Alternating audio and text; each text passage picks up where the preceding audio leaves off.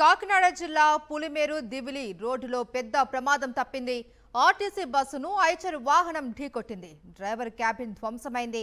ప్రయాణికులు సురక్షితంగా ఉన్నారు. ప్రమాద సమయంలో బస్సులో 100 మంది ప్రయాణికులు ఉన్నట్లు సమాచారం.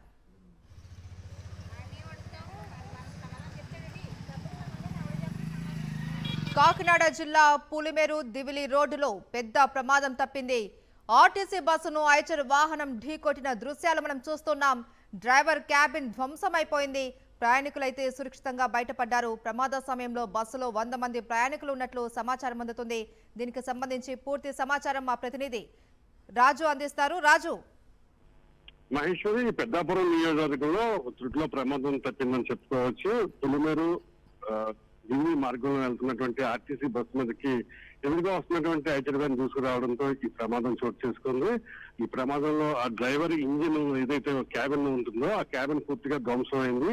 అయితే బస్సులో మాత్రం 100 మంది వరకు ప్రయాణికులు ఉన్నారు. వీరంతా కూడా ఇటు ప్రతివాడి వైపు ప్రయాణం చేస్తున్నారు. అయితే ఈ ప్రమాద సమయంలో ప్రయాణికులందరూ కూడా బస్సులో 100 మంది వరకు ఉన్నారు. వీరంతా కూడా క్షేమంగా బయటపడ్డారు. ఎవరికి కూడా ఎలాంటి గాయాలు జరగలేదు. దీంతో అందరూ కూడా ఒక్కసారిగా ఊపిరైతే పీల్చుకునే పరిస్థితి అయితే ఉంది. అయితే గతంలో కూడా మనం ప్రమాదం రాష్ట్ర వ్యాప్తంగా చూసినట్లయితే ఈ మధ్య కాలంలో తెలంగాణలో ఆ బస్సు మీద ఒక లారీ ఢీకొనడంతో పెద్ద ఎత్తున ప్రాణాలు పోగొట్టుకోవడం జరిగింది.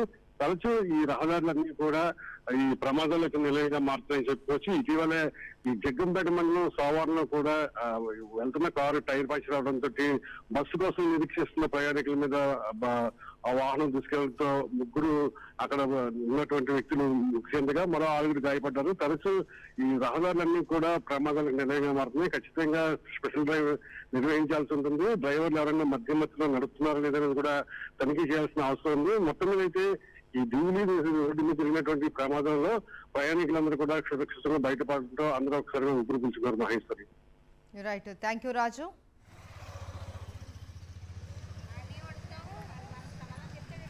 సాక్షి టీవీ ప్రసారాలను నిలిపివేయడం చట్టరీత్యా నేరం. సాక్షి టీవీ ప్రసారాల కోసం మీ స్థానిక కేబుల్ ఆపరేటర్ను వెంటనే సంప్రదించండి. DTHలో ఇంటర్నెట్లో కూడా సాక్షి టీవీ ప్రసారాలను వీక్షించవచ్చు.